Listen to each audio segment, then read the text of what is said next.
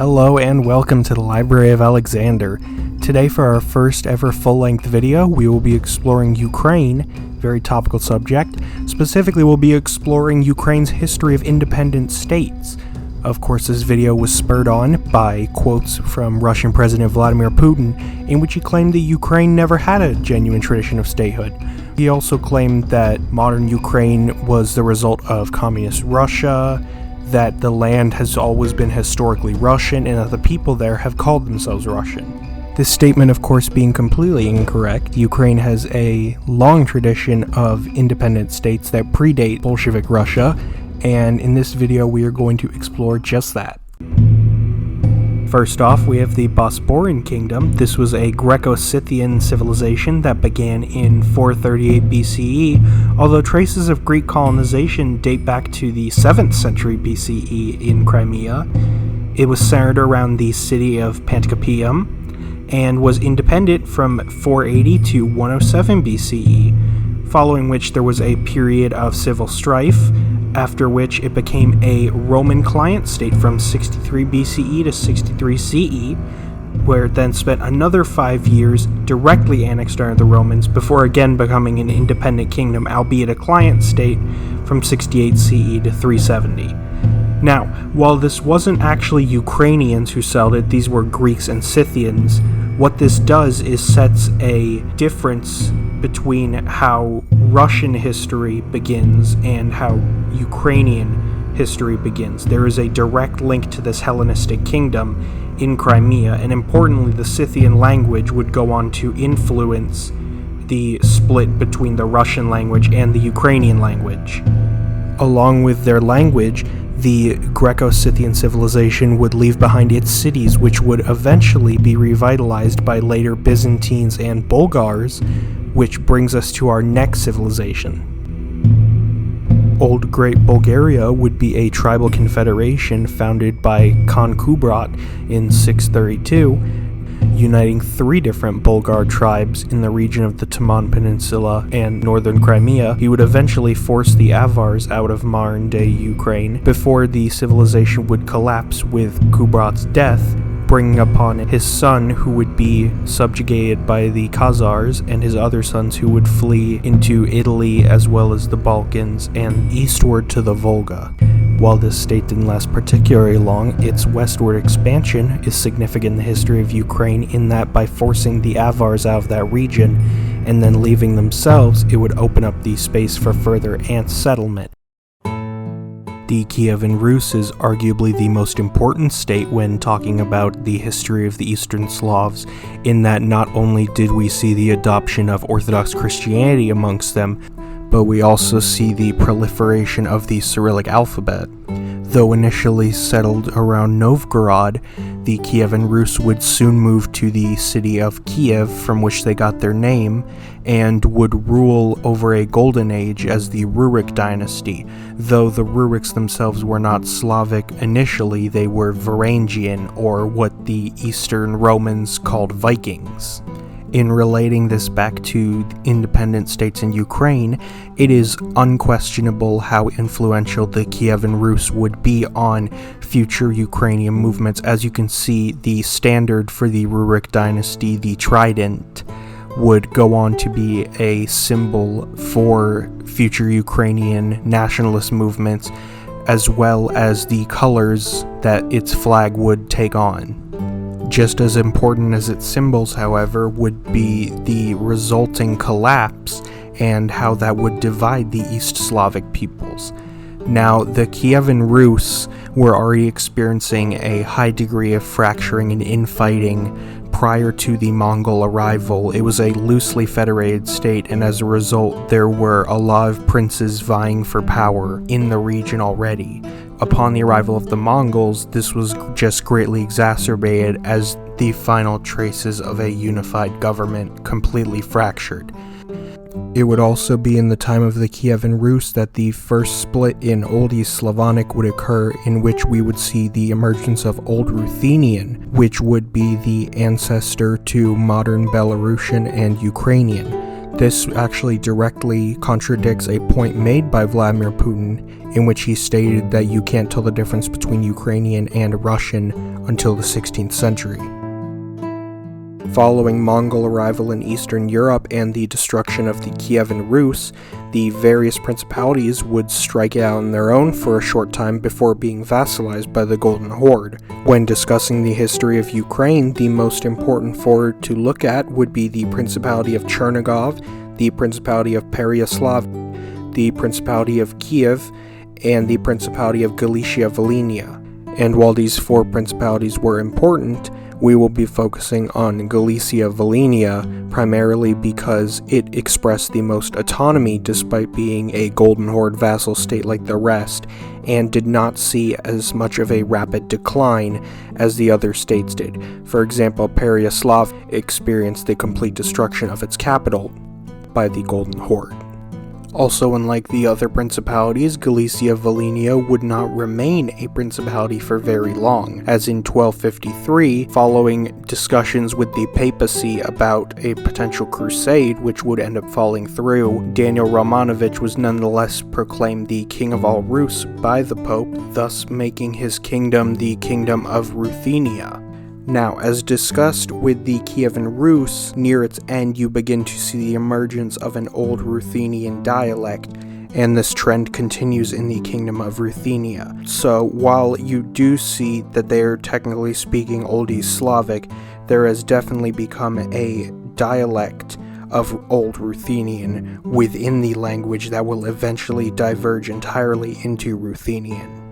What you also see is a kingdom that underwent various territorial expansions and declines, which can be best expressed when looking at the rapidly shifting capitals of the kingdom, going from Volodymyr to Halch to Kolm and then to Lviv. This can be largely attributed to the instability of the region at the time, which would also spell the downfall of the kingdom, as the instability would make it a prime target for its neighbors, the Grand Duchy of Lithuania and the Kingdom of Poland, who would divide the kingdom between the two before unifying to form the Polish-Lithuanian Commonwealth.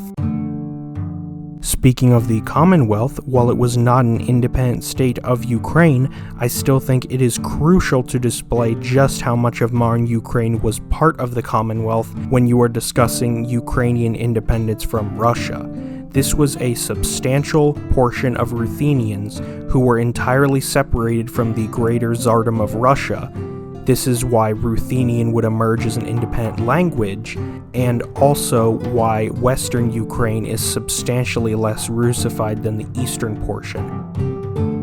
Going back to the early 14th century, we have the Principality of Theodoro, a state centered in the Crimean Peninsula on the city of Theodoro, otherwise known as Doros or Mangup. Formed as a rump state of a rump state, the Principality of Theodoro can trace itself back to the Empire of Trebizond, which in itself can trace itself back to the Fourth Crusade and the fracturing of the Byzantine Empire.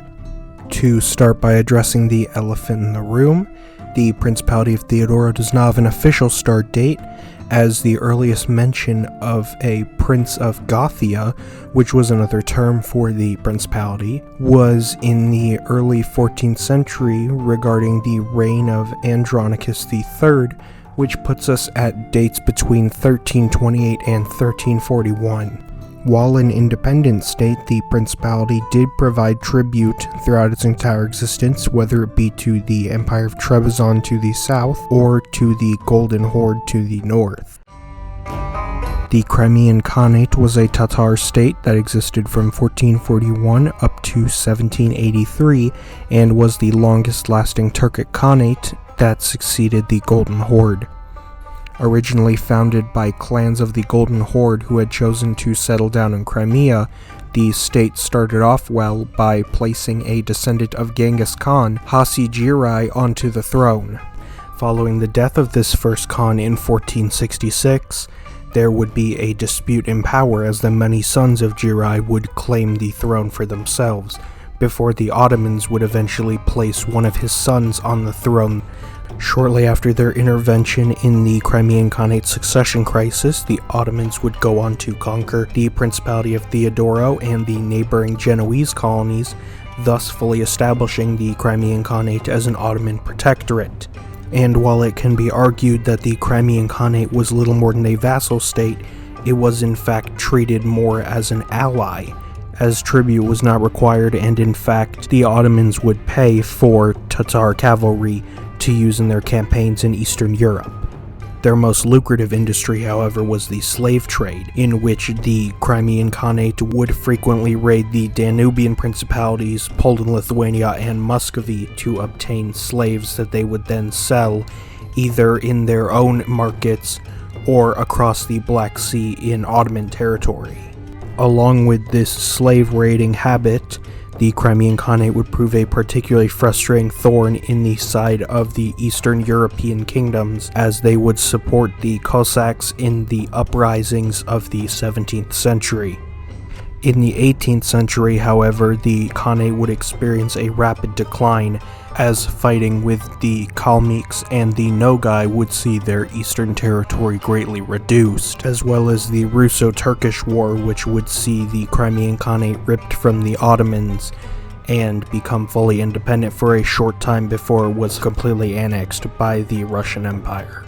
Finally, before we go to the next slide, I think it would just be important to point out that the Crimean Khanate is a particularly good example when exploring the history of independent statehood from Russia, as it was so separated that its main religion was Sunni Islam and its largest influence were the Ottoman Turks.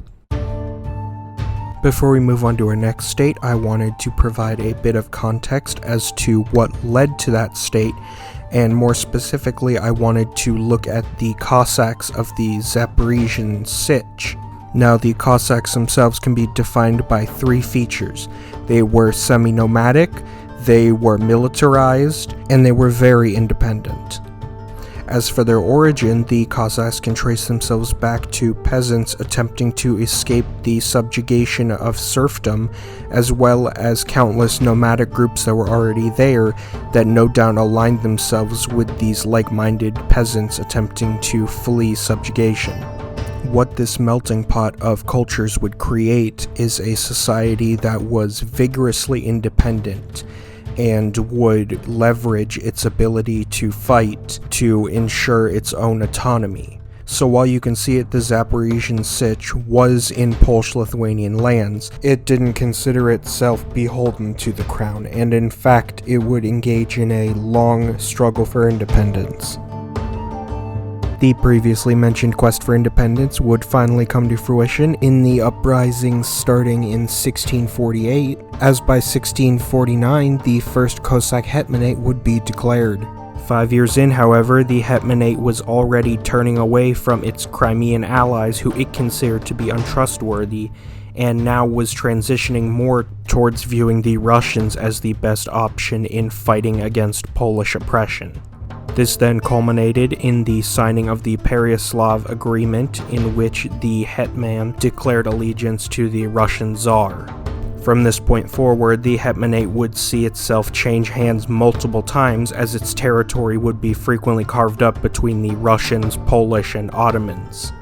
However, it would be important to reiterate that this still was an independent state, albeit one being frequently influenced by the powers around it. In fact, most of the carvings were the result of Cossacks frequently changing who they were aligned with based on their own interests.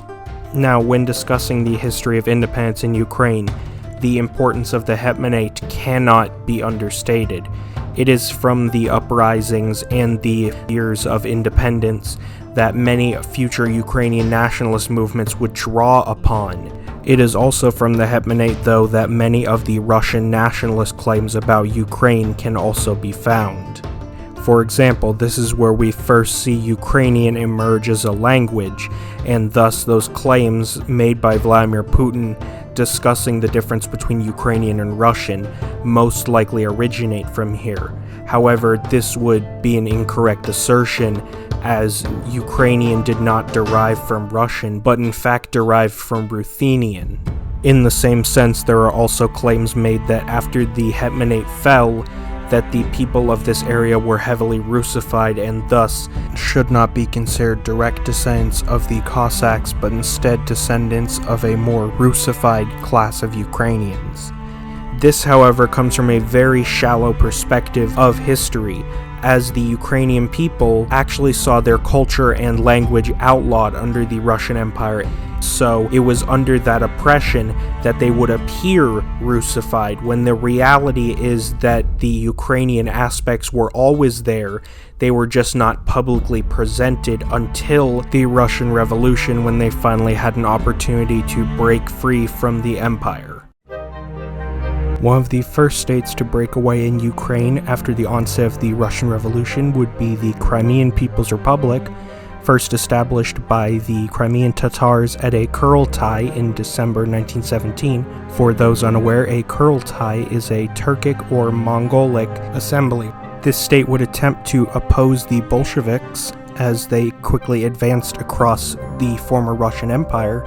However, within a month would end up collapsing after the capture of Sevastopol and the rest of the Crimean Peninsula. The early timing of its creation would also make the Crimean People's Republic the earliest Turkic and Muslim democracy in the world.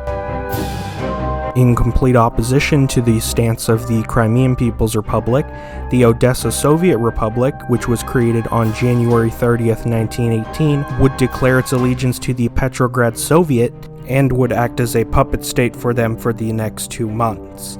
However, in March of 1918, Germans and Austro-Hungarians would invade and forcibly disband the Odessa Soviet Republic, as the signing of Brest-Litovsk would grant Ukraine as a German client state.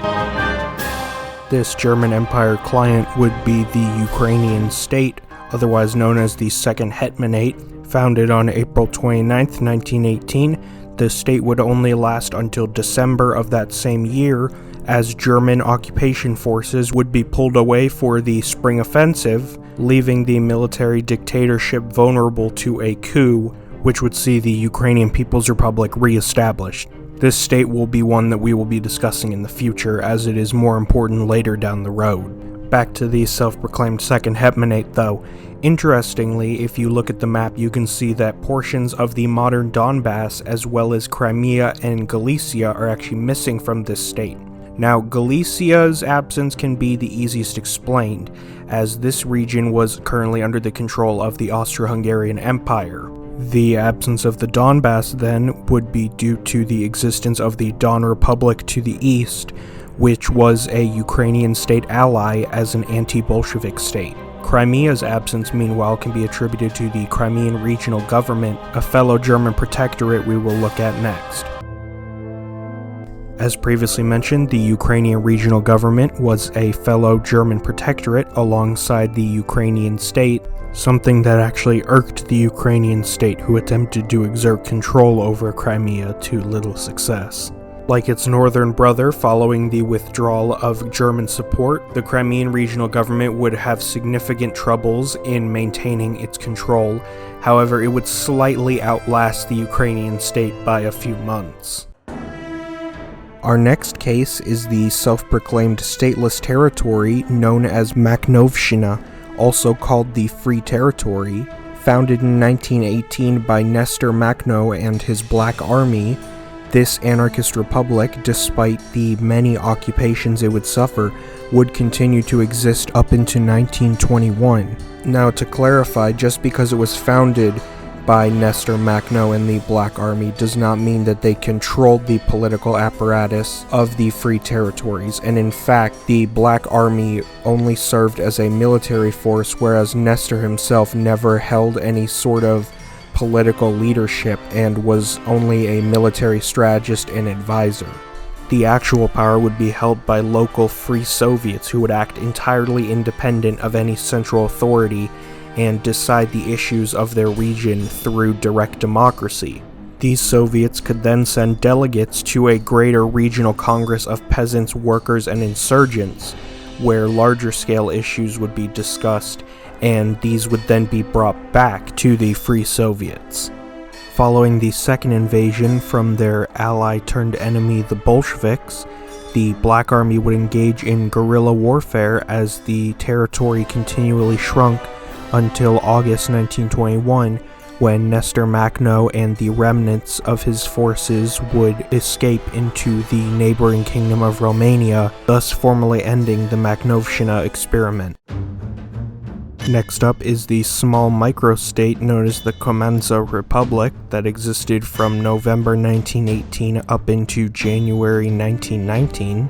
Formed as an association of 30 Lemko villages, this state planned to unite with the West Ukrainian People's Republic, but was suppressed by the Polish government during the Polish-Ukrainian War. Speaking of the West Ukrainian People's Republic, it was founded in November of 1918 and would exist up until July of 1919. As opposed to its eastern neighbor, the Ukrainian People's Republic, the West Ukrainian People's Republic was actually born out of Austria-Hungary instead of the Russian Empire. As early as December of 1918, there were already plans underway to unite the West Ukrainian People's Republic with its eastern neighbor to form a unified Ukrainian state. This was formalized in late January of 1919, after which the region would become the Western Oblast of the Ukrainian People's Republic. However, this was mostly a symbolic gesture, and the West Ukrainian government would continue to maintain power and a high level of autonomy within the Greater Ukrainian People's Republic. As the Polish-Ukrainian War continued, the Polish would eventually take the Western Oblast, formally ending the West Ukrainian People's Republic and forcing its government into exile in the rest of Ukraine until 1923. Now, in terms of historical importance, I think the West Ukrainian People's Republic shows that the Ukrainian identity was not inherently linked to Russia, as this came from the former Austro-Hungarian Empire. Now we move on to the most internationally recognized of these states formed from the wake of the Russian Revolution in Ukraine, that being the Ukrainian People's Republic. Initially formed in March of 1917 as an autonomy of the Russian Republic, it would only be a year when, on January 22, 1918, the Fourth Universal would be declared, thus severing the Ukrainian People's Republic from Bolshevik Russia entirely. Their declaration, however, was met with extreme hostility from Russia. So, while the Ukrainians were attempting to forge a union between themselves and the Kuban People's Republic, they also saw Kiev be captured by the Red Army. This turn of events would lead the Ukrainian government to reach out to the Central Powers in hopes of using their military to help remove the Red Army from their lands. This is the catalyst that would lead to the signing of Brest-Litovsk, and just a month later, a German-backed coup that would overthrow the Ukrainian People's Republic until December, when the Directorate was able to reclaim its control over the state. 1919 would prove to be the height of the Ukrainian People's Republic, as it would be in this year that the union with the West Ukrainian People's Republic would be finalized, which would then spur on discussions with the Hudson Republic about further unification. At the same time, delegates would be sent to the Paris Peace Conference to seek international recognition. Despite this being the state's height, however, it experienced a variety of internal problems as various uprisings would constantly uproot the attempts of the government to centralize and consolidate its authority. The year would then be capped off with the Ukrainian People's Republic allying with their longtime enemy, the Second Polish Republic, as they both came to view Bolshevik Russia as the greater foe. Despite their valiant efforts throughout 1919 and 1920, however, the Ukrainians were unable to hold off the Red Army, and in November of 1920, the last territory of the Ukrainian People's Republic was captured, thus forcing the government to flee and enter into exile. This exile would continue all the way up until 1992, when the final president officially relinquished his powers to the first president of the newly independent Republic of Ukraine. Now, moving back to the Ukrainian People's Republic's most important feature, its international recognition. Unlike other Ukrainian states, the People's Republic actually managed to gain quite a bit of international support. the Central Powers, as of February 1918, prior to the coup led by the Ukrainian state, recognized the Ukrainian People's Republic, as did Bolshevik Russia, the Baltic states, Georgia, Azerbaijan, Romania, Czechoslovakia, the Holy See, and then there was de facto recognition by Switzerland, Sweden, Denmark, and Persia. And while these are minor states, it's important to realize that in comparison to the other Ukrainian states of the time, this recognition is actually quite significant. Furthermore, their presence at the Paris Peace Conference at least suggests some consideration by the Entente of their legitimacy, which is more that can be said for, say, Bolshevik Russia, who were not offered a seat at the conference at all. Moving right along, we have the Hudson Republic, a short-lived state formed in the aftermath of Austria-Hungary in January of 1919. This state came in response to Hungarian troops returning to the territory and would manage to hold out for 7 months before a combination of Romanian, Czechoslovakian, and Hungarian troops put down the self-proclaimed state. In its short existence, however, the Hudson Republic prioritized Ukrainian language rights as well as attempted to unify with the West Ukrainian People's Republic as early as January 23rd, a mere 15 days after its declared independence. In the end, the territory of the Hudson Republic would be annexed by Czechoslovakia. However, this would not be the last time that the region of Zakarpattia would see an uprising of the Ukrainian nationals living there. From one tiny state to another, we head to the Kholodny Yar Republic, otherwise known as the Cold Ravine Republic.